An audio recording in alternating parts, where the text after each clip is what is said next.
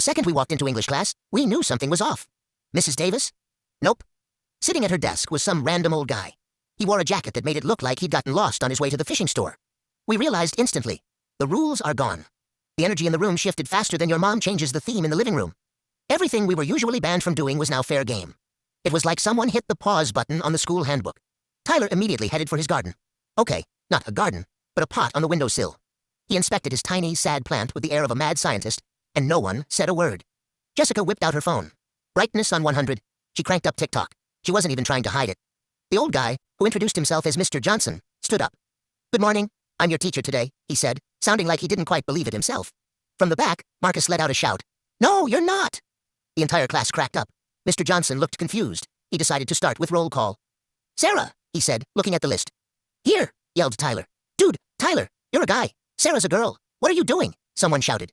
Johnson looked around like his glasses had been stolen. "I think something isn't adding up." "Tyler," he tried again. "Present," answered Jessica. This went on for 10 minutes. We answered for everyone. For the nerds, for the jocks, for the kids who weren't even there. It was our own, incredibly silly, comedy routine. Finally, Johnson just gave up. "Fine, let's start the lesson. Your teacher wanted you to read chapter 5, he mumbled. "We already read it," screamed Marcus. "We absolutely had not." Mr. Johnson, who by now understood he had zero authority, just threw up his hands. Then, free period. Boom! Phones, talking, laughing.